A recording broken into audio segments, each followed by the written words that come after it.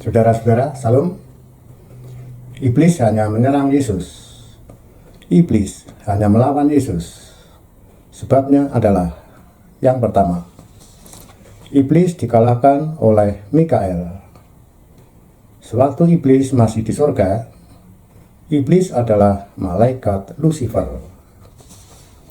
Pada peperangan di sorga, Mikael melawan Lucifer. Mikael dibantu oleh 2/3 jumlah malaikat. Lucifer dibantu oleh 1/3 jumlah malaikat. Mikael berhasil mengalahkan Lucifer. Mikael disinyalir adalah Yesus. Wahyu 12 ayat 7. Yang kedua, tidak ada kesempatan untuk bertobat. Iblis dan anak buahnya, yaitu setan-setan dan roh-roh jahat, tidak ada kesempatan untuk bertobat. Tidak ada kesempatan untuk bertobat sebab iblis telah berdosa.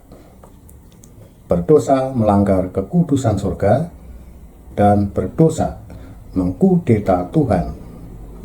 Tuhan satu-satunya penguasa kerajaan surga. Yesaya 14 ayat 13 dan 14. Yang ketiga, dilempar ke bumi. Iblis dan setan-setan dan roh-roh jahat dilempar ke bumi. Wahyu 12 ayat 9. Di bumi iblis berusaha mencobai manusia. Sewaktu iblis masih di surga, iblis mendengar bahwa Tuhan akan menciptakan manusia dan ditempatkan di Taman Eden. Oleh karena itu, iblis segera datang. Iblis segera terbang ke Taman Eden. Di Taman Eden, iblis bertemu dengan manusia. Iblis mencobai manusia. Iblis mencobai manusia dan Adam jatuh dalam dosa. Adam jatuh dalam dosa akibat perbuatan iblis yang sangat jahat. Jadi, iblis yang membuat dosa. Iblis yang menciptakan dosa. Bukan Tuhan yang membuat dosa. Bukan Tuhan yang menciptakan dosa. Tuhan Maha Suci. Tidak mungkin Tuhan menciptakan kejahatan. Tuhan Maha Suci. Tidak mungkin Tuhan membuat kejahatan. Yang keempat, iblis dikutuki oleh Tuhan. Dengan perut mulah engkau akan berjalan menjalar, dan seumur hidupnya bersusah payah untuk mendapat makanan debu tanah. Debu tanah untuk ditelan. Debu tanah adalah manusia. Manusia yang dapat dibunuh. Kejadian 3 ayat 14 dan 1 Petrus 5 ayat 8. Pada saat Adam jatuh dalam dosa, firman Tuhan pada 1 Petrus 5 ayat 8 belum diucapkan oleh Tuhan, tetapi masih dalam pikiran Tuhan. Yang kelima, iblis tahu bahwa Yesus adalah Tuhan. Kejadian 3 ayat 15. Keturunan Hawa yang dijanjikan oleh Tuhan yang dapat meremukkan kepala iblis, dan iblis hanya meremukkan tumit keturunan Hawa itu. Maka iblis tahu bahwa keturunan Hawa itu adalah Yesus Tuhan. Yang keenam, iblis berusaha melawan dan membunuh orang-orang benar. Orang-orang benar seperti hakim-hakim, nabi-nabi Israel, dan raja-raja kerajaan Yehuda. Contohnya adalah iblis berusaha melawan dan membunuh Musa. Iblis memakai Firaun. Firaun gagal membunuh Musa. Keluaran 5 ayat 22 sampai pasal 7 ayat 13.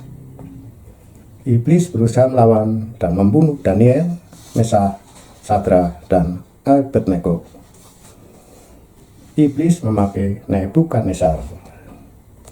Nebukadnezar gagal membunuh Musa. Nebukadnezar gagal membunuh Daniel dan kawan-kawannya. Daniel 2 ayat 1-49 dan Daniel 3 ayat 22 dan 23. Iblis berusaha melawan dan membunuh Elia. Iblis memakai Isabel, istri Raja Ahab. Isabel gagal membunuh Elia. 1 Raja-Raja 19 ayat 1-5.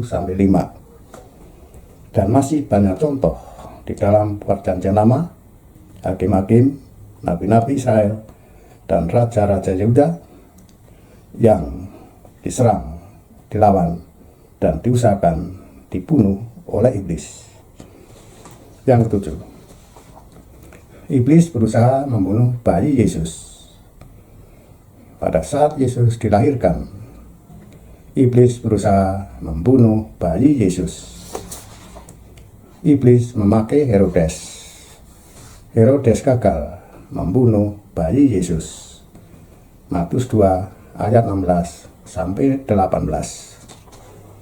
Yang kedelapan, iblis berusaha mencobai Yesus. Iblis bertemu langsung dengan Yesus. Iblis mencoba Yesus sebanyak 3 kali. Iblis gagal menjatuhkan Yesus. Matius 4 ayat 1-14. Yang kesembilan, iblis berusaha membunuh Yesus. Pada saat Yesus disalib, iblis berusaha membunuh Yesus. Iblis memakai orang-orang Yahudi. Orang-orang Yahudi gagal membunuh Yesus. Markus 15 ayat 20b sampai dengan ayat 47. Untuk Yesus disalib, bahwa Yesus tidak mengalami kematian, ikutilah pada video yang selanjutnya. Yang 10. Iblis tahu bahwa Yesus sudah ada di sorga. Yesus bangkit pada hari ketiga. 40 hari kemudian, Yesus naik ke sorga. Markus 16 ayat 1-20. Iblis tahu bahwa Yesus sudah ada di sorga. Yang ke-11. Iblis tahu tidak ada kesempatan lagi. Setelah Yesus ada di sorga, kesempatan iblis untuk melawan, mencobai, dan membunuh Yesus sudah tidak ada lagi. Karena Yesus sudah ada di sorga. Yang ke-12. Iblis tahu akan dilempar ke neraka. Iblis dan setan-setan dan roh-roh jahat pada saat Yesus datang kembali yang kedua kali, mereka akan ditangkap dan dilempar ke neraka, tempat nyala api belerang. Wahyu 20 ayat 10. Yang ke-13. Iblis sangat marah. Segala usaha yang dilakukan oleh iblis untuk melawan, untuk mencobai, untuk membunuh Yesus selalu gagal, dan sudah tidak ada kesempatan lagi untuk melawan Yesus. Maka iblis sangat marah. Kemarahan iblis itu dilampiaskan kepada manusia. Iblis berusaha keras untuk mendapatkan pengikut yang sebanyak-banyaknya. Pengikut yang sebanyak-banyaknya untuk dijadikan makanannya. Makanan iblis adalah debu tanah. Debu tanah yang dapat ditelan. Debu tanah adalah manusia. Manusia yang dapat dibunuh. 1 Petrus 5 ayat 8. Iblis bukan makan daging dan tulang manusia, tetapi iblis makanannya adalah dapat membunuh manusia sebanyak mungkin. Iblis akan kenyang, iblis akan puas jika iblis dapat membunuh manusia sebanyak mungkin. Manusia yang menjadi pengikut Yesus, manusia yang menjadi pengikut iblis, dan pada saat nafas terakhir mati dibunuh oleh iblis, maka rohnya akan bersama-sama dengan iblis dilempar ke neraka.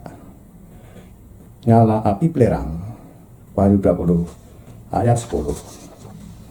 Iblis, setan-setan, dan roh-roh jahat, dan roh orang mati yang semasa hidupnya dibunuh oleh iblis karena sebagai pengikut iblis akan dihukum di tempat nyala api belerang, Gehenna, atau di neraka.